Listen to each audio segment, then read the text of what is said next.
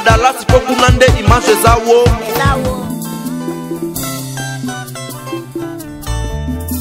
Tata Boko asalaki na mbongo epele amikumisaki na boswi na ye nesika mbongo ezala mpona ye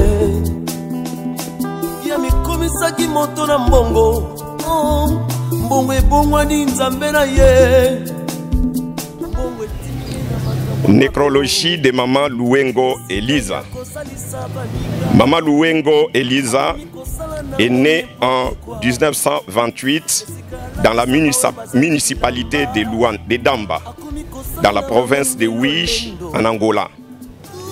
Elle se réfugia en 1961 à Kinshasa, en République démocratique du Congo, avec son mari et leurs premiers enfants nés en Angola.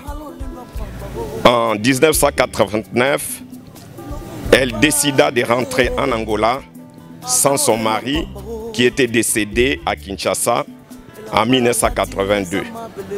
Maman Louengo ne s'est jamais remariée et elle est restée veuve durant 39 ans. Maman Louengo, orpheline de père et de mère, n'avait qu'un seul frère, décédé très tôt avant l'âge de 40 ans. Il lui a laissé 7 nièces qui ont toujours fait sa joie. Maman Louengo a eu la grâce de voir 4 générations. Enfants, petits-enfants, arrière-petits-enfants et arrière-arrière-petits-enfants. Fervente croyante, elle s'est attachée à des valeurs chrétiennes toute sa vie. Elle était connue par son sens de partage, par son empathie et par sa capacité à rassembler. Elle aimait les gens d'une façon inconditionnelle. Le lundi 20 septembre 2021 à 5 h, Maman Louengo a terminé son pèlerinage sur terre à l'âge de 93 ans. Que son âme repose en paix.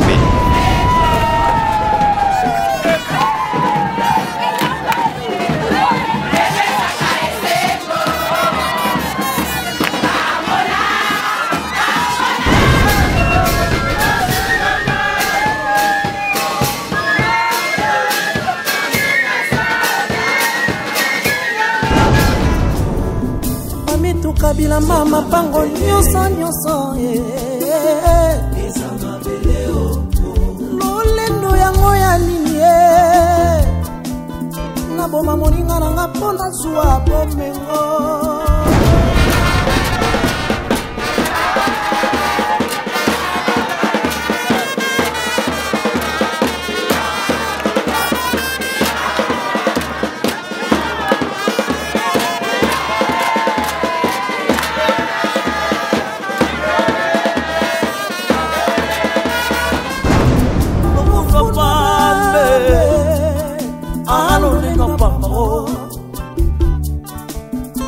Partout que vous allez aussi offrir votre temps de suivre ce reportage. Nous y sommes ici avec les amis de Casa Dallas Pro TV pour vous montrer en exclusivité comment l'obsèque de notre maman Louengo Elisa, maman Louengo Elisa qui nous a déjà quittés.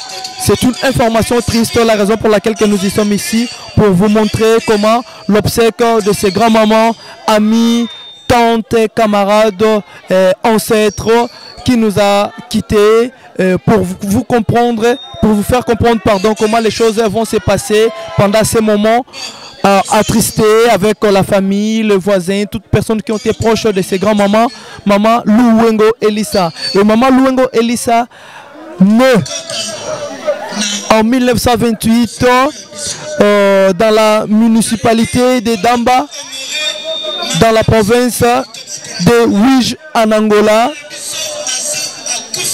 Maman Louengo Elisa, vers 1961, elle et son mari ont décidé de quitter l'Angola, se réfugier à Kinshasa vers cette année. Et c'est par là que maman est partie avec sa grande famille, son mari et ce premier enfant. Il s'était réfugié à Kinshasa en République démocratique du Congo. Et dans cette année-là, après les années passées, en 1989, la maman a décidé de se retourner en Angola sans son mari. Pour quelle raison? Le mari a été déjà décédé en 1989, que son mari lui a laissé. Maman Luengo Elisa a passé un moment où une étape très difficile de sa vie, mais il n'avait pas comment le surmonter puisque c'était la force de la nature. Elle a été restée veuve pendant 39 ans d'âge. Elle n'était pas encore remariée pour la seconde fois. Pendant cette époque, depuis que papa est décédé en 1989, maman Luengo Elisa est restée veuve pendant 39 ans. Et maman Elisa Luengo a pris encore de très belles opportunités, que Dieu lui a fait aussi grâce, que à des fois beaucoup de personnes n'arrivent pas à voir de génération de sa vie. Et maman Luengo Elisa a vu 4 générations. Ses enfants, et ses petits-enfants, ses arrière-enfants et ses arrière-enfants, donc elle a vécu dans son vivante. Donc elle a aussi été une femme forte. Elle a aussi été une grande dame qui a sacrifié sa vie dans sa vie de chrétienté. Elle a été chrétienne pendant le temps donc elle a été vivante. Elle a aussi été une personne très accueillante. Elle ne choisissait pas le voisinage. Elle a été aussi bonne avec ses voisins, puisque dans cet reportage vous allez comprendre le témoignage de cette grande dame qui nous a aussi quittés et par rapport à la façon dont elle a été aussi comportée dans son vivant. Donc je vous donne le temps de suivre, puisque nous venons juste de commencer. Vous voyez qu'ils sont en train de prêcher et vous allez encore suivre en exclusivité dans cette chaîne Casa Dallas Pro TV comment les obsèques vont passer, et on est ensemble avec vous jusqu'à l'extrémité de cette cérémonie de l'obsèque de la grande maman, maman Luengo Elisa qui nous a quittés. Vous allez suivre à travers la personne qui est derrière la caméra, Dallas Timothée. Je vous donne le temps de comprendre comment les choses vont se passer. On est ensemble avec vous.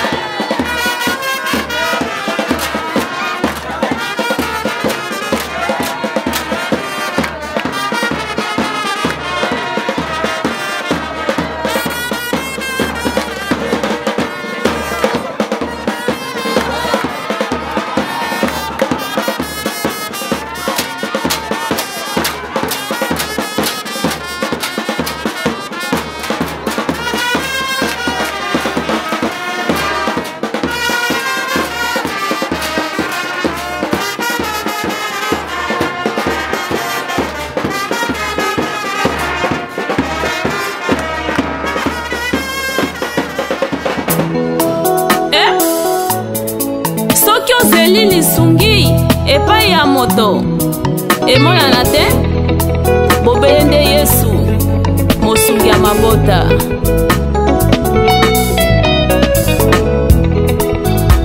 Mawe tondi ngai na motema ye mpo nazangi moto akosalisa ngai. Motema etondi ngai bandulere mpo nazangi moto akosunga ngai. Baninga na bandeko na bango ngai nakangami ngai moko na ndako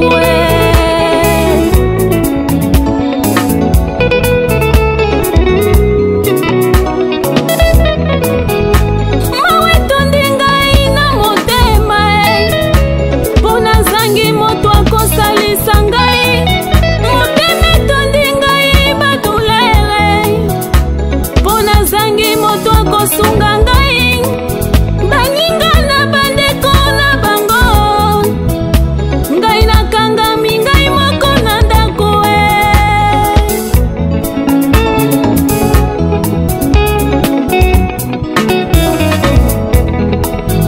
ngakola zongolo te ya kobotama mwana ya wato mpe mwana ya riche. Nani akopesanga valere na miso ya bato papa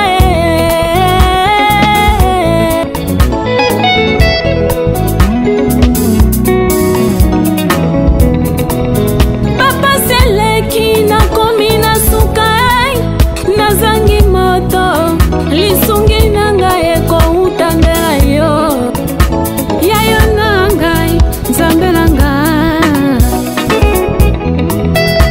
Nani akutana na yo bongo atikala lolenge ye yazali ebongo sije nange ekochange mokolo nini papa na ngai. Mokolo nini ngai mpe nakoseka lokola basusu. Mokolo nini ngai mpe nakosepela lokola basusu. Mokolo nini yango sije nange mpe kochange lokola basusu. Libota na ngai pase libota na ngai pase. Mokolo nini yango kosala na libota na ngai. Yawe na ngai yawe na ngai yawe na ngai yawe na ngai. Ata bafingi ngai nzambe na ngai azali makasi na ngai. Ata basundoli ngai jova rafa jali esengo na ngai. Ata nazangi Louengo Elissa, la maman de tout le monde, l'ancêtre de beaucoup de petits-fils. Ça, ce sont des derniers hommages que la famille, ses proches sont en train de faire pour dire au revoir à Louengo Elissa, une dame forte qui a été aussi bien pour tout le monde. Ce que vous retrouvez derrière moi, c'est le dernier hommage qui est en train d'être donné à cette grande dame Louengo Elissa qui nous a quittés. C'est que je vous avais dit dans le principe de cette émission, je vous avais donné la biographie de ces grands-mamans qui nous a quittés. Elle a été décédée ce lundi 20 septembre 2021. Donc la maman nous a quittés à l'âge de 93 ans. Donc c'est triste, mais quelque part on retrouve que tellement elle a vécu avec les 4 générations qu'elle a vues dans son vivant. Donc c'est une joie quelque part pour le fils, pour ses petits-fils. Et ils sont très contents de comprendre que leur ancêtre avait vécu et il a vu encore de génération à génération. Ça a été bien pour eux. Mais perdre quelqu'un de très cher comme Louengo Elissa, c'est pas quelque chose de facile, quel que soit l'âge qu'elle avait déjà atteint. Donc C'est difficile, mais ça fait quand même du joie dans notre part. La raison pour laquelle je vous donne le temps de suivre comment la famille, l'ensemble, le proche de ces grandes dames, Luengo et Elisa, sont en train de lui donner le dernier hommage, puisque c'est pour aujourd'hui qu'ils vont se séparer. Ils ne vont plus se voir. L'histoire reste, mais la personne ne serait plus le pli, et vous allez comprendre toujours grâce à Casa Dallas. Si vous aviez besoin de vos manifestations, le deuil, les fêtes, les activités, vous aviez besoin de la bonne promotion, s'abonnez-vous massivement à Casa Dallas Pro TV. C'est par là que vous allez comprendre la grandeur et le savoir-faire de ces grands messieurs et de cette entreprise télévisée qui vous fait toujours du bien. Je vous donne déjà comment les gens font leur dernier hommage à maman Luengo Elisa. L'église est là, la famille est là, les voisins sont là. Donc toute la grande famille sont ensemble pour partager ces moments difficiles-là avec sa famille biologique. Il y a des gens qui sont venus de partout pour rendre hommage à sa grande maman Luengo Elisa. Donc c'est quelque chose de difficile comme je venais de vous dire, mais quelque part par rapport au temps qu'elle a vécu dans ce monde, c'est pas facile de compléter 93 ans dans une vie difficile ainsi sur cette planète Terre avec des conjonctures de chez nous ici en Afrique. La raison pour laquelle vous êtes en train de voir les gens sont venus rendre la dernière hommage à maman Luengo Elisa, et la famille est là. C'est que vous retrouvez, les gens sont vêtus avec l'uniforme identique, c'est la famille. Il y a encore une uniforme verte que vous voyez, c'est leur famille spirituelle de l'église. Ils rend aussi la dernière hommage à la maman Luengo Elisa. Je vous avais dit que maman Luengo Elisa est née en 1928 dans le municipal de Damba, dans la province de Ouiji en Angola. Maman Luengo Elisa avec sa grande famille et son mari, il avait réfugié à Kinshasa en nord du Congo en 1961, et après ce temps donc elle avait passé avec sa famille en RDC. La maman a pu retourner en Angola en 1989, mais avec l'absence de son mari.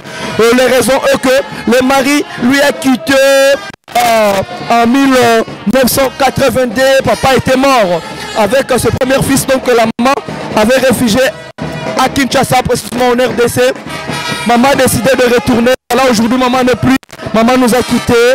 On continue toujours à rendre hommage à la grande maman qui a été une maman pour tous, à ce qu'elle a vécu avec sa famille, le sacrifice donc qu'elle avait fait. Et ça fait quand même du bien de comprendre que, quel que soit l'hommage, mais il y a des personnes qui comprennent qu'elle a quand même l'âge qu'il pourrait déjà nous quitter. C'est pas du tout facile d'avoir 63 ans d'âge. Je vais toujours répéter cela. Aujourd'hui on voit qu'il y a des personnes qui mais maman Luengo Elisa quand même a fait les 63 ans d'âge, ça fait du bien. Ça c'est le dernier hommage qu'on rend toujours à la maman. C'est pas facile, avec le larmes aux yeux, avec plein de douleurs qu'ils vont pas se voir, mais il n'y a pas rien à faire. La famille continue toujours à partager ce moment difficile. On est ensemble avec vous et grâce à Casa Dallas, vous allez comprendre que nous allons aller jusqu'à l'infinité de cet événement pour comprendre comment les choses vont se passer.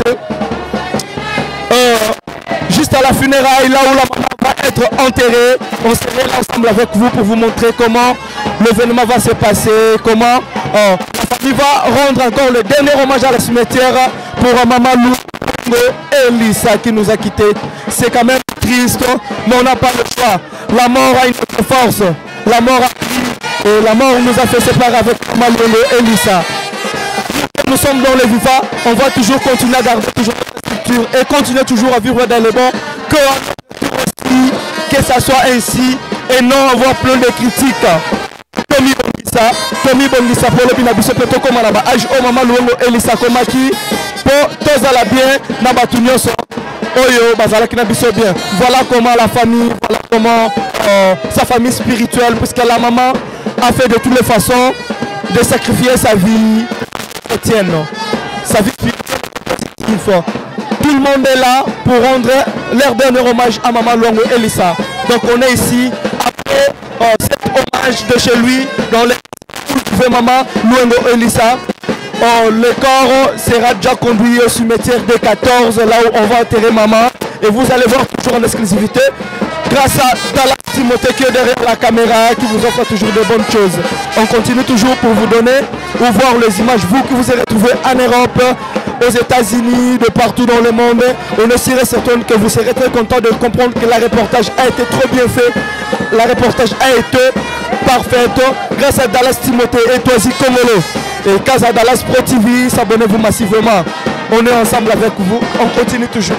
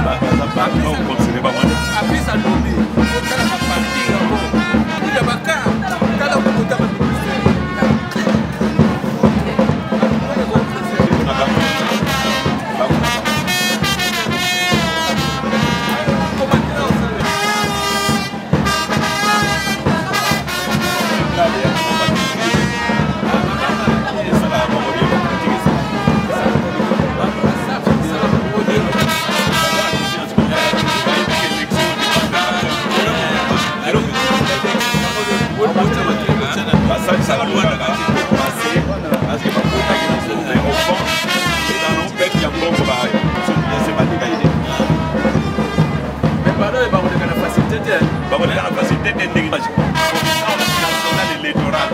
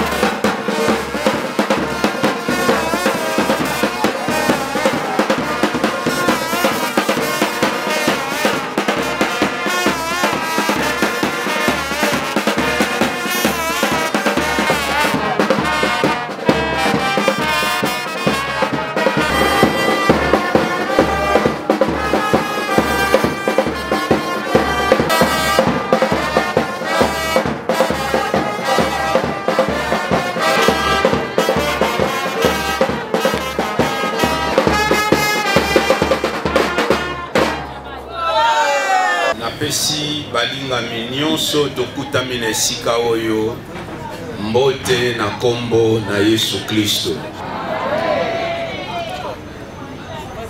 Nzambe akumisama oyo permettre liwa ya mama na biso koko na biso mama Luwengo Elisa. Jo balobaki na maloba na ye Nzambe mutu apesaka, Nzambe pe mutu akamataka, tika kombo na ye ekumisama. Na pesi merci susu epai na bafumakanda, bakolo famille to ba chef ya famille, na opportunité o bapesi biso lingomba esika mama Luwengo Elisa azalaki koyangana wana azalaki na bomoi. Eza lingomba ya Assemblée de Dieu na sante na biso ya Shekina esika papa Pedro Nginamau azali kokamba pe biso oyo tozali kosala elongo na ye. Nalinga pe kotonda yo ya mwasi to ya mobali malgré temps difficile ba programme eza ndenge na ndenge mais oye ko sangana na apambola yo pe azongisa mokama na mokama ndenge elobamaka bayebaka moninga ya solo na tango ya pasi. Vraiment présence na yo awa famille oyo kobosa na yo te pe famille oyo e remercier yo na kombo na Yesu Kristo. Na occasion ya liwa ya mama na biso Nzambe atiaki nga na motema liloba oyo eza liloba moko ya réflexion, eza liloba moko important, eza liloba moko oyo koyi kosunga ngai pe koyi kosunga yo toyeba lolenge nini tokoyi kotambusa bavi na biso wana tozali nano na se ya moi oyo. nakotanga maloba na nzambo ekomami na mokanda ya Luka to Luc na chapitre nango 16 nakobana na verset 22 pe nakosukisa na verset 25. Akufaki pe amemamaki epai na ba ange na tolo ya Abraham pe akufaki lokola pe akundamaki na kati ya bayewele na kufa mozwi atomboli misu na likolo wana azalaki koniokwama amoni na mosika Abraham pe Lazare na ntolo na ye pe agangaki makasi tata Abraham yokela ngai mawa pe tinda Lazare azwa na lisapi na ye mwandambo ya mai abwakela ngai po lolemo na ngai et se rafraîchir pamba te nazali koniokwama makasi na moto oyo ozalaki na biloko ebele ntango ozalaki na bomoi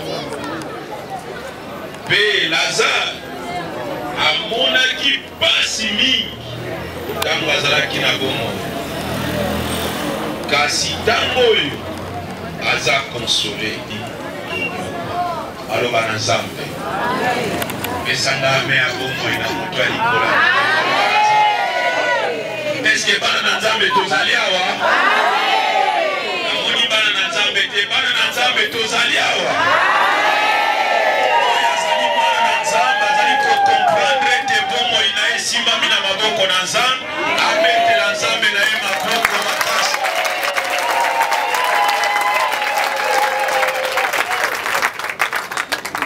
Nakozo pena tango molai te po tozana ba programme ebele ndenge toyoki na nkuwa alobi na biso ete tokosala lever accord entre 10h à 10h30 l'idée ya oyo nalingi na partage na biso. Abraham alobi ete Lazare azali consolé. Alléluia. Nayoki yo te alléluia. Alobi na mozwi yo zalaki na mbongo epele otondaki na biloko ya ndenge na ndenge asufraki na mokili oyo na souffrance ya ndenge na ndenge me na tolo na ngai esika yo azali consolé. Bana na Nzambe papa pe mama wazali koyokanga na tongo na lelo na mokili oyo bolamu eza te véritable consolation wazali kokende mboka na nkembo tokozwa ngo nde na ntolo ya Abraham tokomuka na esengo lobi tolamuki na mawa mais véritable consolation tokozwa yango ntango tokende na mboka na nkembo. Esiko touti kotanga eza maloba Yesu azali koteya bao bazali koyoka ye na mokolo wana azali l'unique personne l'unique motei oyo arevela makambo oyo ekoleka sima ya liwa batei na mokili bayaki ebele baprofeti na mokili bayaki ebele me moto moko te alimbola batu makambo elekaka soki moto akufi na sima ya liwa. Omona Nzambe tata andimaki kokita wana se pamba te mokilo etondaki na masumu ebebaki na masumu yandimaki kolata nzoto po aya kobikisa moto na masumu aniokwamaki afingamaki akangamaki pe abomamaki na nsima mikolo misatu asekwaki na bakufi. Pe alobi ete ngai nazali kokende na ndako ya tata na ngai. Bisika bizali mingi nake kobongisela bino esika pe na kozonga kokamata bino esiko ngai na kozala bino pe bokozala wana. Bana na Nzambe tozali awa. Nayoki ame ya bomoi te, bana na Nzambe tozali awa. Ye ayebi po azali éternel. Aviva banda l'éternité. Pe azali jusqu'à présent vivant. Azali nkolo na biso Yesu Kristo. Azali Nzambe. Azali mwana na Nzambe. Azali nitwa revela biso makambo elekaka sima na kufa. Eba ya moko ya bana ya mama na biso Elisa, papa na biso Sugar, yende akotanga biographie. Merci. Obrigado pela atenção. A leitura do obituário da mamã Luengo Elisa. Vou fazer duas leituras, uma em francês e a outra em português. Nécrologie de maman Luengo Elisa. Maman Luengo Elisa est née en 1928 dans la municipalité de Damba, dans la province de Ouiche, en Angola. Elle se réfugia en 1961 à Kinshasa, en République démocratique du Congo, avec son mari et leurs premiers enfants nés en Angola. En 1989, elle décida de rentrer en Angola sans son mari qui était décédé à Kinshasa en 1982. Maman Luengo ne s'est jamais remariée et elle est restée veuve durant 39 ans. Maman Luengo, orpheline de père et de mère, n'avait qu'un seul frère, décédé très tôt avant l'âge de 40 ans. Il lui a laissé 7 nièces qui ont toujours fait sa joie. Maman Luengo a eu la grâce de voir 4 générations. Enfants, petits-enfants, arrière-petits-enfants et arrière-arrière-petits-enfants. Fervente croyante, elle s'est attachée à des valeurs chrétiennes toute sa vie. Elle était connue par son sens de partage, par son empathie et par sa capacité à rassembler. Elle aimait les gens d'une façon inconditionnelle. Le lundi 20 septembre 2021 à 5 heures, Maman Luengo a terminé son pèlerinage sur terre à l'âge de 93 ans. Que son âme repose en paix. Maman Luengo Elisa nasceu en 1928 no município de Damba, na província do Uís, em Angola.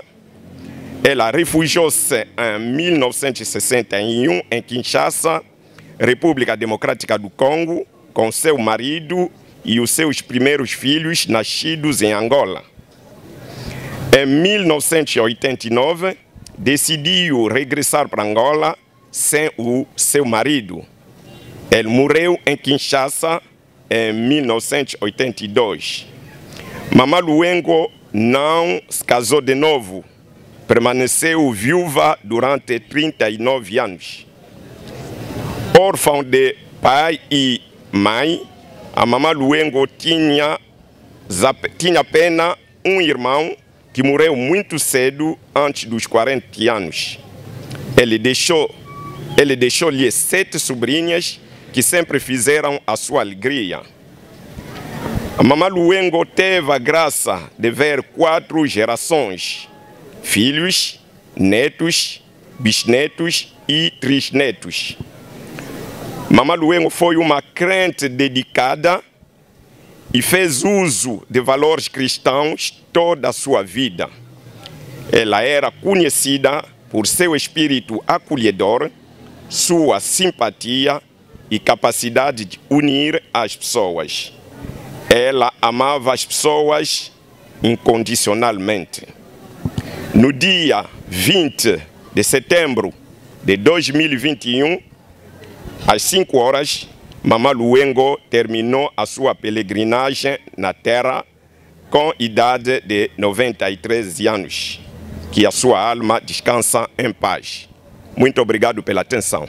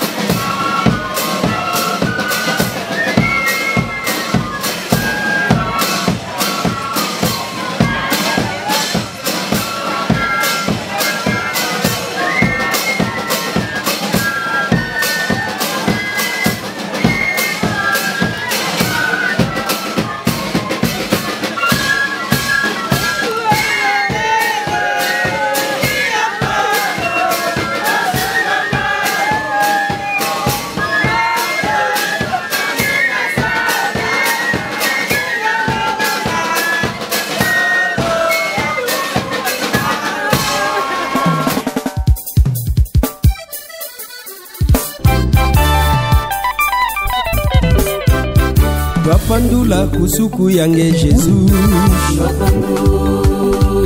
Imawe kusuku yange Jésus. Ya ya. Twapandula kusuku yange Jésus.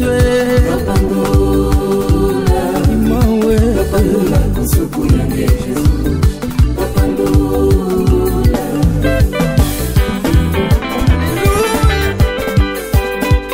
Gloria al Señor.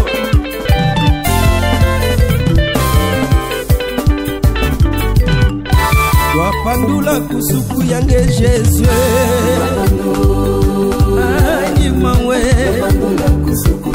Jehova Jésus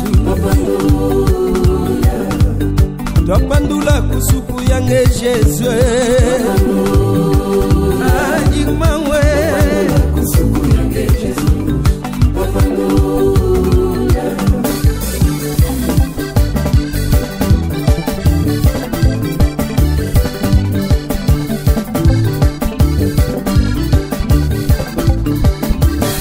Meu Jesus, vem nos levar no céu. Meu Jesus, vem nos levar no céu. Meu Jesus, Jesus, meu Jesus, Jesus, meu Jesus, meu Jesus, meu Jesus, Jesus, meu Jesus, meu Jesus, vem nos levar no céu. Meu Jesus, vem nos levar no céu. Meu Jesus, Jesus, meu Jesus, Jesus. Vem nos levar no céu. Ah, meu papá, vem nos levar no céu. O meu lugar é lá no céu. Jesus, ah, Jesus, Jesus. Vem nos levar no céu. Ah, meu papá, o meu lugar é lá no céu. Ah, meu Jesus.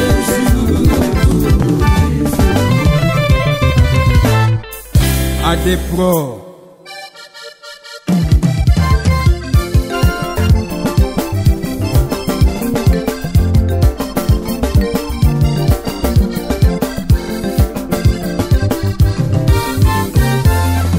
Yaya zambe nangana beleli olelo zamba lola gidosala zambe nangana beleli olelo zambe nanga gidosala zambe nangana beleli olelo zambe nanga gidosala zambe nangana beleli olelo zambe nanga gidosala. Oh meu Senhor, eu declamo meu papá, meu Senhor, vem operar na minha vida. Eu declamo meu Jesus, meu Senhor, vem operar. Meu Senhor, eu declamo meu Jesus, meu Senhor, vem operar. Vem operar, papai. Meu Senhor, eu declamo meu Jesus na minha vida. Meu Senhor, vem operar.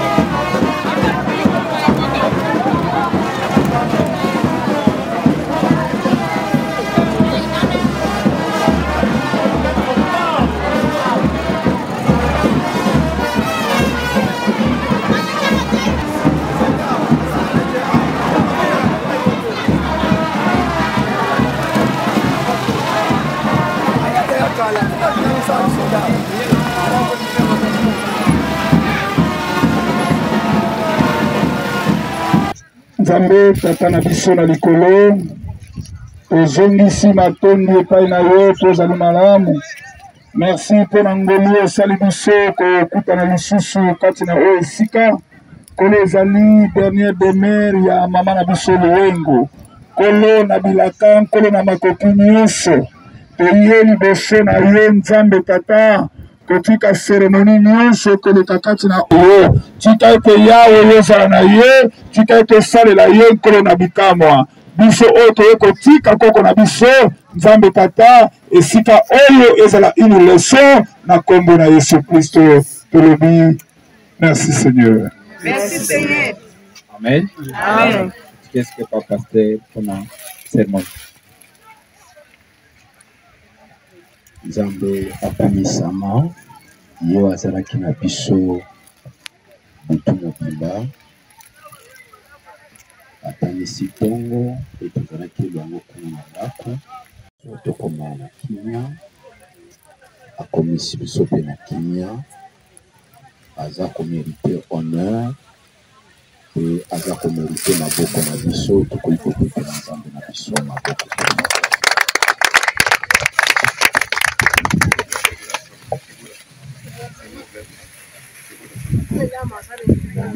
Moto nyonso azali na esika oyo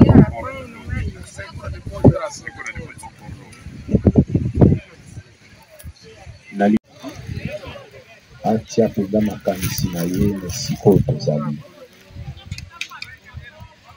Okokonstate ke esika oyo eza esika moko ya kimia par rapport tozalaki na ndako eza mwa loyenge eza mwa bafanfare mwa baloyembo moto na moto aloba esika oyo eza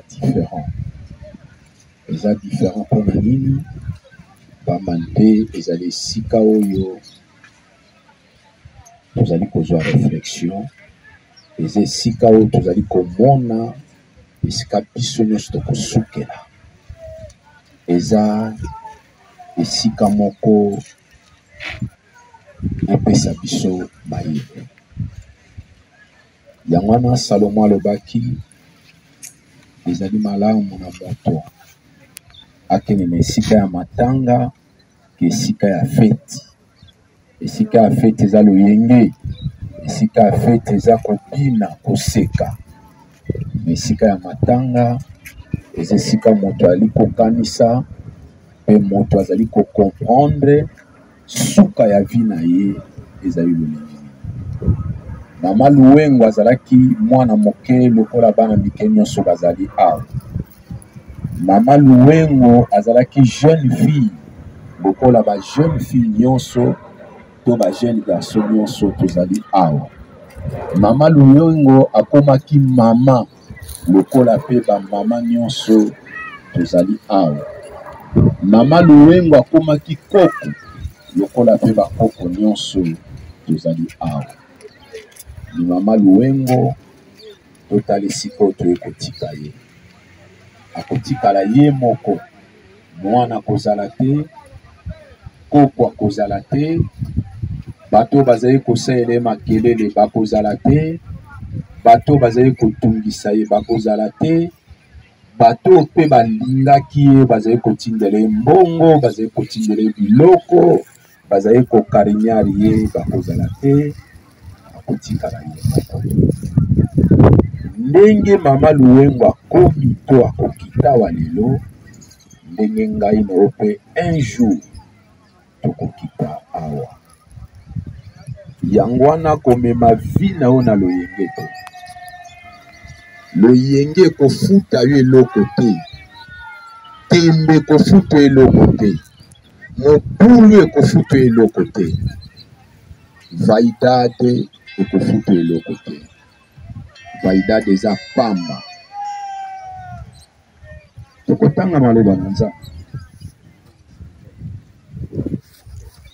Tanga des versets dans Jean chapitre 5 verset 28 à 29. Pamba te tango ezali koya oyo ba oyo nyonso bazali na kunda bakoyoka mongongo pe bakobima. oyo basalaki malamu bakosekwa mpona bomoi, kasi oyo basalaki mabe bakosekwa mpona kosambisama. Verset mosusu elobi na 1 Corinthiens chapitre 15 verset 35. Kasi moto moko akoloba, ndenge nini bakufi basekwaka, na nzoto nini bakozonga zoba. Eske oyo lonaka ezwaka bomoi te soki ekufi? Oyo lonaka ekobima ndenge elonamaki te. Oyo elonamaki ezalaki kaka mbuma ya ble to ya semence mosusu, kasi Nzambe moto akopesa ye nzoto ekosepelisa ye, mpe na saki nkona ekolata nzoto na yango moko. Maloba na Nzambe. Verset ya liboso totangi eza verset oyo nkolo Yesu alobaki na baoyo nyonso bazali koyoka ye na mokolo wana. Alobi, tata na ngai apesi ngai bokonzi ya kosambisa bato na bomoi mpe bato na kufa. Bokamwa te eza na mokolo moko bao nyonso bakufaki, bao nyonso baza na kunda, bao nyonso bakundama bakoyoka mongongo na nga. Tango bakoyoka mongongo wana, bato nyonso bakosekwa. Me oyo basalaki malamu bakosekwa mpona bomoi, bakosekwa mpo bazwa vie éternelle, bakosekwa mpo bazala na esika ya malamu. Me oyo batambolaki malamu te, basalaki bozoba, batambolaki na lolendo, tambolaki na kindumba, tambolaki na kobotola basi to mibali ya bato, tambolaki na koyiba, baoyo nyonso d'une façon générale batambolaki na lolenge elongo bani te, bango wana nyonso mpe bakosekwa mpona kosambisama.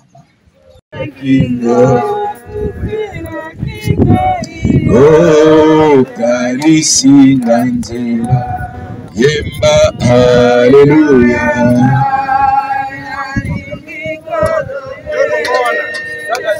Asiya haleluya Yesu.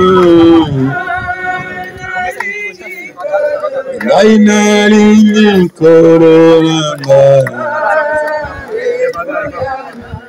Yesu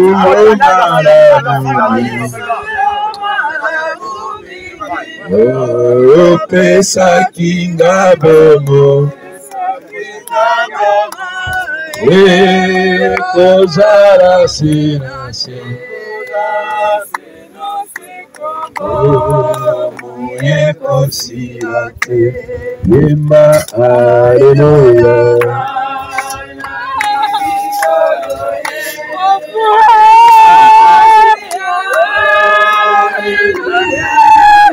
Haleluya Yesu. Haleluya Yesu. Akapasi atari.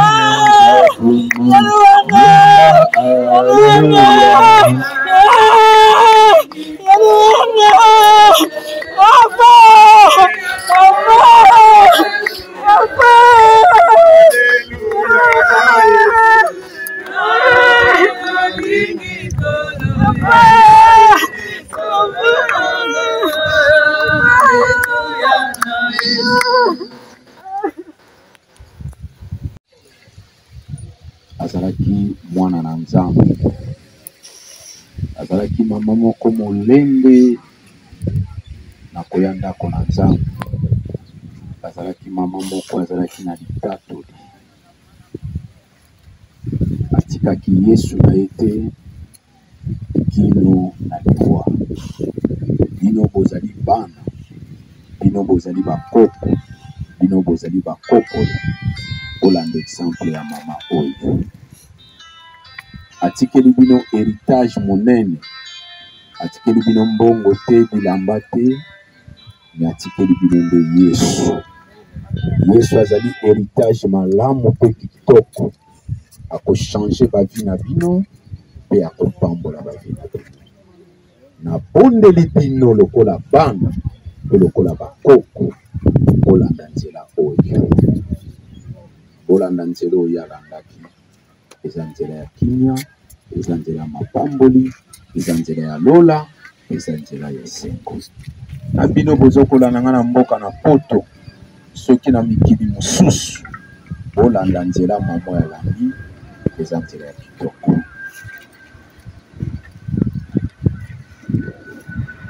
Tolingi kokunda mama, tokokunde na désordre te. Mais biso to permetaka maloba te po aza koyoka lisusu te. Nyonso tokoloba awa akoyoka yango te. Biso basali oyo tozalaki bapapa na ya molimbo, tokokunda ye, na nsima tokopesa bana, na nsima tokopesa bakoko, na nsima toleki na bafumakanda mpe biso nyonso tokokunda na ordre.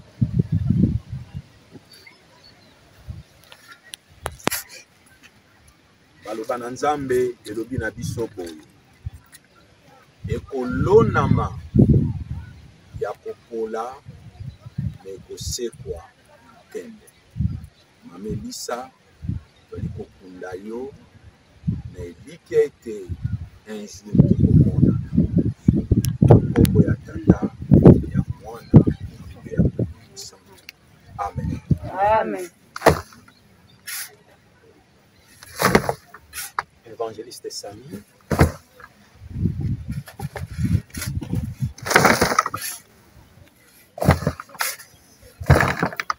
Toleki na mwana, pour favor. Je vais m'adresser à la personne qui est décédée. Comme vient de le dire le pasteur, les morts n'entendent pas. Bon. Nazali kaka kozonisa te merci mingi pa ya Nzambe oyo apesaki biso mama malamu to vivre na ye temps molai, abokoli biso, alakisi biso bolingo, abokoli bana na biso, alakisi bango bolingo, abokoli bakoko na biso pe abokoli bakokololo na biso. Ye alakisaki biso nzela ya Nzambe, alakisaki biso nzela ya kozala na baninga, nzela ya komonisa bolingo epai ya baninga, nzela oyo alakisaki biso yango mpe tozali kosalela mpe yango mpe tozali kotransmettre na bagénération future. Toyebi ete mama Luengo akabwani na biso, mais misala na ye oyo yasalaki etikali empreinte na bomoi na biso pe yango ekozala toujours orientation ona future génération future. Tika ete Nzambe azwa lokumu na nyonso azalaki mpona mama Luengo, tika ete bavertu nyonso oyo azalaki na yango, bolingo nyonso oyo azalaki na yango, boboto azalaki na yango mpe komipesa epai ya Nzambe oyo azalaki na yango, tika ete se transmettre de génération en génération à Congo na Yesu Christo. Merci. Amen. Merci.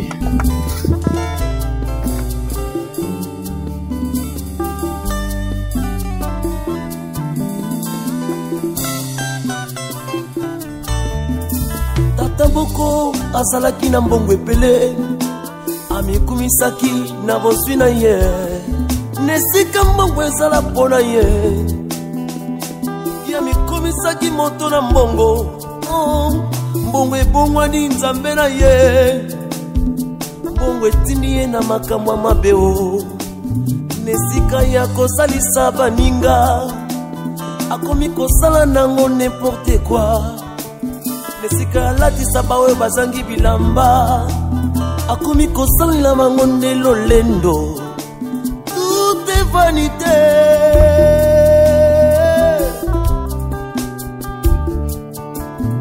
lofuno pambe ahalolendo pamba o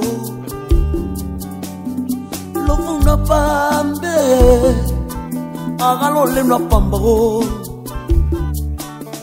elambala lati eza mabele pantalo yo lati eza mabele o basi tokowela baza mabele mibali tokobundela baza mabele towela ninyo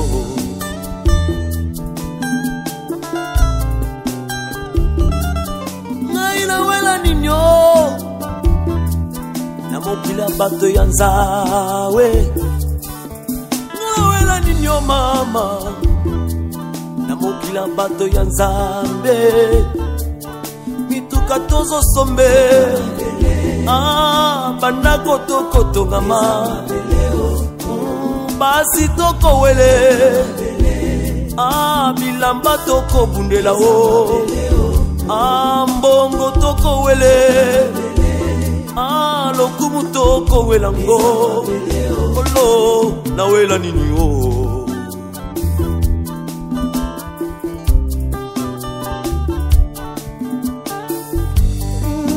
lopango nazalaki kotyela lolendo nzoka mokolo ya liwa na ngai bakokundanga nango te bakokundanga obele na sanduku lolendo nini ye ngai nasala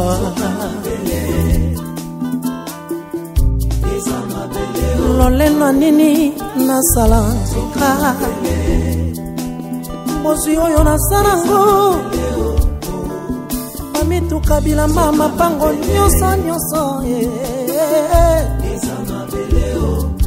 lolendo yango ya nini ye naboma moninga nanga mpo nazwa bomengo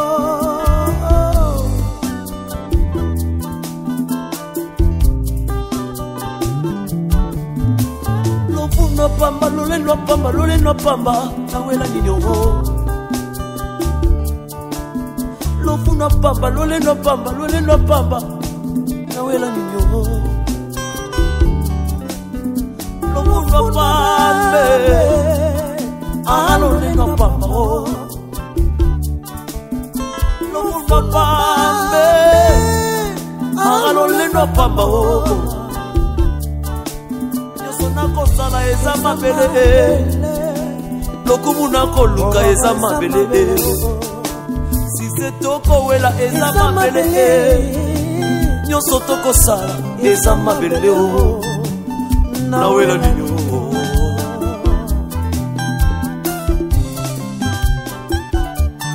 ngai nawela nini o namokili ya bato ya nzawe nasuka wapie mama mokili ya bato ya nzawe nyonso tokosale nyonso tokowela kobomana tokobomana pamba nyonso tokosala basi tokowela mituka tozosomba lopango tokotonga ye nyonso mabele ngana yo toza mabele ngana yo toza mabele basi tokowele bilamba tokobundela o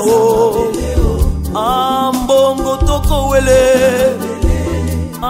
lokumu tokowela ngo olo nawela nini o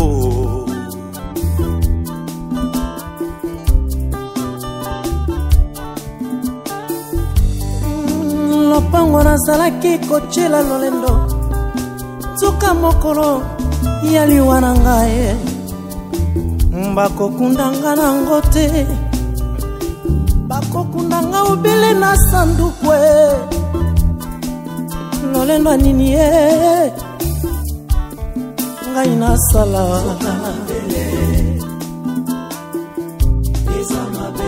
lolendo nini nasala mbozi oyo nasalango mituka bilamba mapango nyonso lolendo yango ya nini naboma moninga nanga mpo nazwa bomengo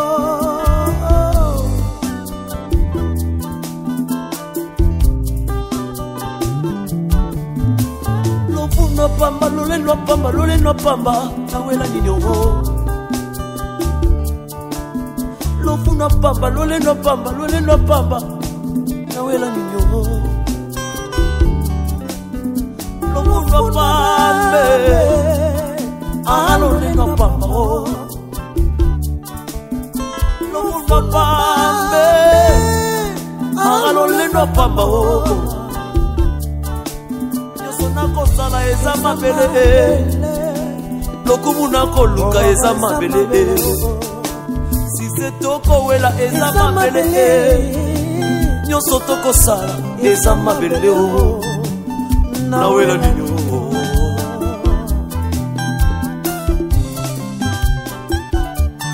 ngai nawela ninyo mokili ya bato ya nzawe ngala soka wapie mama mokili ya bato ya nzawe nyonso tokosale nyonso tokowela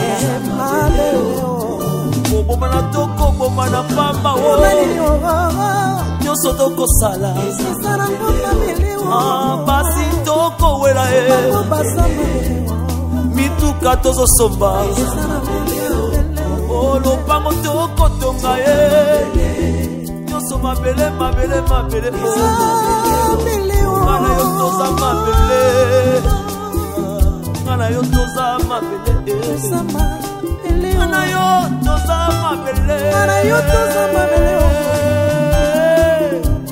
ezalaka nde boye Pasteur Alexandre longo na mama Reza na bosani te couple Pasteur Rofa bobosanaka te boyebisaka toujours bana na Nzambe nyonso ekoleka eza nango mabele meliloba na Nzambe taleloko esengi bawelelaka le véritable trésor moko sango na epesi ngai pasi kola longola kobanga kati na biso kola pesa biso courage yo muto keyo kende malamu biso totikala malamu koko ngana koyema nzembo moko pona yo yawe yawe yawe yawe yawe yawe ya yawe yawe yawe yawe yawe yawe ya yawe yawe yawe yawe ya yawe yawe yawe yawe ya yawe yawe yawe ya yawe yawe yawe yawe yawe yawe yawe yawe yawe ya yawe yawe yawe yawe yawe yawe ya yawe yawe yawe yawe yawe yawe ya yawe yawe yawe yawe ya yawe yawe yawe yawe yawe yawe ya yawe yawe yawe ya yawe yawe merci kola zela na biso kola tika biso te amonisa baka toujours azani nzambe na banzambe moko te akokani na ye koko akeya ke na kimia biso totika na kimia biso totikali na ntuto kolongo nzo milimo nyonso maladi milimo nyonso bokeseni ekende musika na kombo na Yesu nde na lobi boye amen. Je souhaite à tous les petits enfants que ils ont tous fait du bien pour moi et qui vont bien. Bonjour, bonsoir tout le monde. Nous sommes les arrière-enfants de Mamie Louengo. Je m'appelle Eden. Elle s'appelle Méliane. Je m'appelle Jalil. Elle m'appelle Meran. Pense beaucoup à vous. Nous pensons beaucoup à vous, surtout à Mamie Louengo. Bisous, bisous. Yo, okufite ozana bomoy. Misala na yo ezoloba na bavi na biso. Toza o tozali grâce à Nzambe mais yo salaki mingi na bomoy na biso. Donc ozala toujours na bomoy. Attends que otiki biso physiquement mais tu as eu mon colomoto au kutana. Maman ozaki vraiment pour la biso, maman ya solo. Na évité maman. Oh.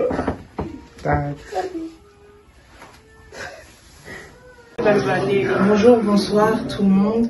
Déjà, je tiens à remercier Mamie Louengo pour tout ce qu'elle a pu faire parce que à travers elle, j'ai pu avoir Maman Hélène dans ma vie. Donc, ça me fait vraiment plaisir. Maman Hélène et tout le monde d'ailleurs. Du coup, que son âme repose en paix et que qu'elle soit bien là où elle est. On continue à penser à elle. Je suis Ruth, la fille de maman Nicole Kanga. À notre très chère mamie Coco Louengo, repose en paix. Nous t'avons connue par des images, par des témoignages. Nous savons que tu as été une très très bonne tante pour nos mamans. Alors nous prions que le Seigneur Dieu nous console, nous tous, la famille, qui sommes attristés par ton départ. Repose en paix, notre mamie Louengo. Bonjour à tous. Alors, je suis Peggy. Pour ceux qui ne me connaissent pas, je suis la fille de maman Pascaline Kanga au Congo, habituellement appelée Mama Kulutu. Alors, je tenais à travers cette vidéo dire mes adieux à notre très cher Coco Louengo qui nous a malheureusement quittés. Alors, je ne l'ai pas connu personnellement et j'ai pas eu l'occasion de la voir non plus. Mais à travers les témoignages de nos mamans, je sais ce qu'elle représentait pour elle. Et sa disparition nous a tous attristés. Et ce que je peux demander à Dieu, c'est que qu'il soit notre consolateur et qu'il donne la paix à toute la famille.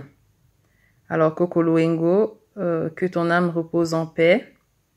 Alors, on peut te dire adieu, mais avec notre Seigneur Jésus-Christ, nous espérons que ça soit un au revoir. Voilà. Alors, que ton âme repose en paix et que Dieu soit le consolateur. Au revoir. nazali lokola koko ya Malouengo